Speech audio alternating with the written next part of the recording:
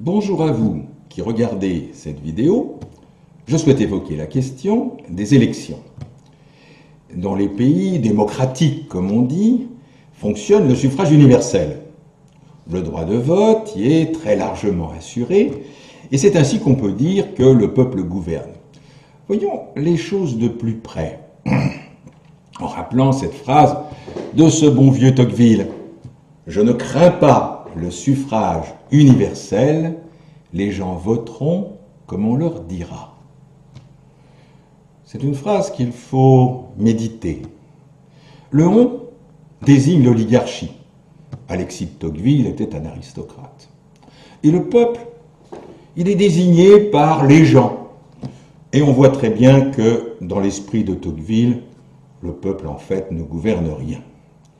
Cette situation, bien des citoyens l'ont comprise. L'abstention, le vote blanc ou nul, représentent parfois la majorité, en France comme aux États-Unis. Ceci met clairement en question la légitimité du pouvoir politique. Mais la question qu'on doit se poser, celle qui taraude, la classe politique, justement, porte sur ce que ces abstentionnistes ont bien pu comprendre. L'importation en France du dispositif des primaires, ce foisonnement des scrutins, lasse le citoyen qui se dit qu'une telle multiplication des consultations doit justement dissimuler assez lourdement que le pouvoir est ailleurs. Le pouvoir est ailleurs, mais où est-il? D'une part, en système libéral, ce sont les marchés qui gouvernent, comme on dit.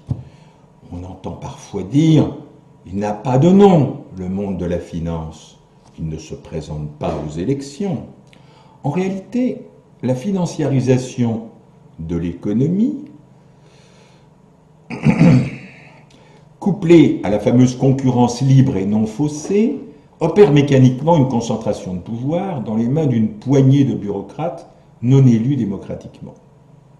Les cadres dirigeants des 14 banques systémiques du monde, ainsi que les managers des grandes entreprises transnationales, sont là justement ceux qui détiennent de vrais pouvoirs.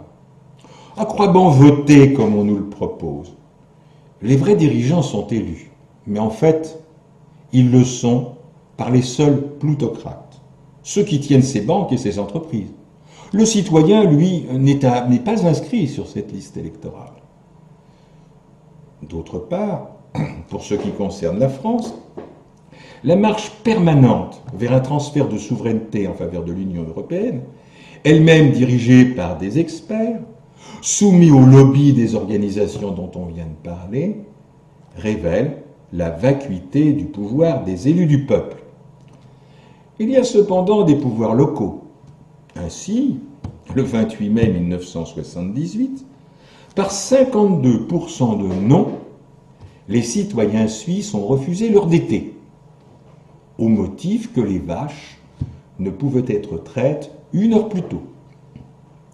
Mais ces mêmes citoyens suisses pourraient-ils se pointer à la Banque des règlements internationaux de Bâle pour y siéger et voter des décisions? Ensuite, ceux qui se présentent au suffrage des citoyens sont déjà élus en amont. Ils sont désignés en interne par un parti politique, ou même de manière encore plus opaque, par l'un de ces groupuscules qui irriguent les partis. Certains réfléchissent aux moyens d'échapper à cette fatalité, au côté trop clairement mafieux du dispositif. Ils évoquent parfois le tirage au sort. C'est une idée intéressante, mais il ne faut pas rêver. Et enfin, les progrès techniques ont amené une très grande efficacité de l'ingénierie sociale. Par exemple, aux États-Unis, l'initiative Minerva mobilise les départements de sciences sociales des universités dans cette perspective. Grâce à Internet, au suivi très poussé des diverses communications, le pouvoir qui tient également les médias peut faire du Tocqueville pour de vrai.